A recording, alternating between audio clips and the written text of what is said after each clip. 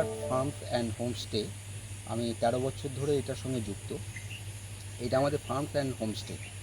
এটা 13 বছর এটা বয়স, এবং এটার চালু হয়েছে আমাদের 6 ইয়ার্স, 6 বছর। 7 বছর এটা তৈরি করতে লেগেছে। এবং যখন এই জায়গাটা তৈরি হয় তখন এই জায়গাটা ছিল একদম পুরো ন্যাড়া, যাকে বলে একদম পুরো কোনো জায়গায় গাছ নেই, কিচ্ছু নেই, ফাঁকা, খাল ডিম, উঁচু নিচু গর্ত।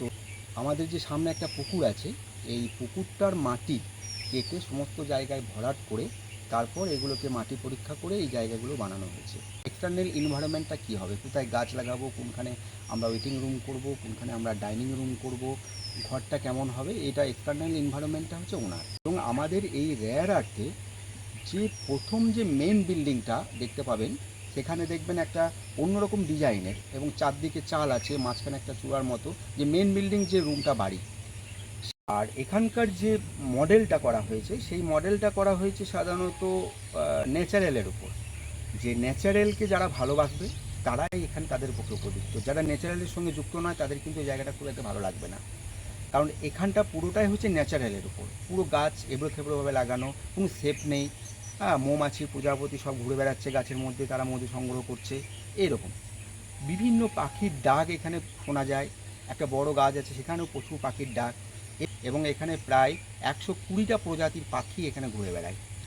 এবং যে পাখিগুলো এখানে থাকে পুরো ন্যাচারালের উপর, তো জঙ্গল এরিয়া সমস্ত জায়গায়, তো পাখিরা এখানে বাসা বাঁধে, ওখানে ওরা ডিম পাড়ে, ওখানে ওরা বাচ্চা দেয়, আবার বাচ্চা হয় আবার উড়ে চলে যায়। এবং ওই পাখিদের জন্য আমরা অনেক জায়গায় সেভ করেছি, পাখির খাবারের জায়গা, তারপর জলের জায়গা, বহু জায়গায় আমাদের সেভ আছে। সব বিভিন্ন ধরনের মডেল করে আমরা সব করেছি, সেখানে আমরা প্রত্যেক দিন পাখিদের খাবার দিই, জল দিই। তো তাছাড়া এখানে আছে আমাদের ফার্ম হাউস। ফার্ম হাউসের মধ্যে আমাদের গরু, ছাগল, হাঁস, মুরগি সব আছে। গরু এখানে আছে, তো গরুর দুধ থেকে আমরা এখানে ঘি বানাই, সেই ঘি আমরা বিক্রি করি। তবে আমরা মার্কেটিং করি না, এখানে যারা বেড়াতে আসে তারা ঘি খায়, খেয়ে খুব ভালো লাগলো, তারা বললো আমাদেরকে দিন, আমরা ঘি দিই।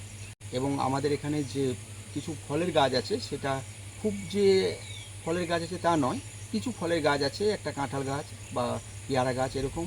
এবং করমচার গাছ আছে আমাদের এখানে, করমচার চাটনি আমরা তৈরি করি, সেই চাটনি খেয়ে সবাই খুব ভালো নাম করেছে। এবং অনেক আমাদের যে ঘরগুলো বানানো হয়েছে, সেই ঘরগুলো হচ্ছে কোনো পিলার নেই বাড়িগুলো, সেগুলো হচ্ছে সমস্ত সলিং পিকেট বা স্টেট পিকেট যেগুলো, সেইগুলোকে সমস্ত নিয়ে এসে কারখানা থেকে সেগুলোকে একসঙ্গে একটার সঙ্গে একটা সেট করে চুন সুরকি যেটা বলা হয়, সিমেন্টের ব্যবহার খুব কম, চিটে গুড়, কাদামাটি এই সমস্ত দিয়ে সেপ দিয়ে হাতে করে করে ঘরগুলো বানানো হয়েছে। এবং ঘরটা যখন তৈরি হয়ে যায় পুরো দেওয়ালটা মাটি দিয়ে নেপানো, এবং সেগুলো মানে খুব ঠান্ডা থাকে। তাছাড়া বাড়ির যে ছাদ, সেই ছাদটা কোনো কংক্রিটের নয় বা রড সিমেন্ট পাথরের নয়, সেগুলো পুরো তাল গাছের যে গদি সেটাকে চিরিয়ে ঘর বানানো হয়েছে। এবং তার বাথরুমগুলো আমাদের যেগুলো আছে পুরো স্টাইলে, মানে একটা ঝাঁ চকচকে নয়, পুরো গ্রাম্য মডেলের একটা বাথরুম আমাদের।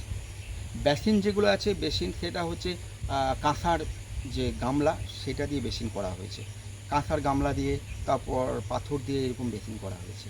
এবং যে বাথরুমের যে ফ্লোর সেগুলো হচ্ছে টালি বা কোটা বা মাটিরও আছে, এরকম ধরনের আমাদের সব কিছু। অর্গানিক ফার্ম আছে, সেই ফার্মটা আমরা সাধারণত এখান থেকেই সবজি আমরা গেস্টকে খাওয়াই। তবে আমরা শীতকালে আমরা এখানে ব্যাপকভাবে চাষ করি, বর্ষাকালটা খুব একটা মেনটেন্স করতে পারি না, তবু কিছুটা সবজি আছে এবং সেগুলো সবই অর্গ্যানিক। যেমন শীতকালে যা যা হয়, কলিফ্লাওয়ার, ব্রোকলি সমস্ত কিছু আমরা করি, যত রকমের সবজি আছে এবং সেগুলো সব অর্গ্যানিক। কারণ যেহেতু আমরা অর্গ্যানিকটা করতে পারি, এই কারণে আমাদের এখানে ফার্ম আছে, গরু আছে, সেই গরুর গোবরটাকে আমরা কাজে লাগিয়ে এখানে কাজ করি।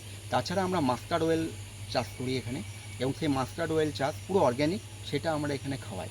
ছোটো হয় সব জিনিসই ছোটো ছোটো, কারণ যেহেতু আমরা এখানে মানে কোনো কেমিক্যাল ইউজ করি না। এবারে হয়তো আমরা গাছে যদি কোনো পোকা লাগে, তার জন্য আমরা কোনো কেমিক্যাল দিই না আমরা। সেটা আমরা কি করি, গরুর ইউরিন সেটাকে আমরা একটা জায়গায় জড়ো করি, তার সঙ্গে নিম পাতা তার মধ্যে ফেলে রাখি, তার সঙ্গে খানিকটা ন্যাপথলি দিই, করে আমরা একটা বিষ বানাই। মানে খুব মানে বিষ নয়, সেটা সেটা হচ্ছে এক ধরনের গন্ধ। সেটা যখন আমরা গাছে স্প্রে করি, সেই গন্ধে পোকামাকড় সব চলে যায়। সেই জন্য আমরা ওই অর্গ্যানিক আমরা যেটা করি, বিষটা চালু করি, গাছে পোকা লাগে।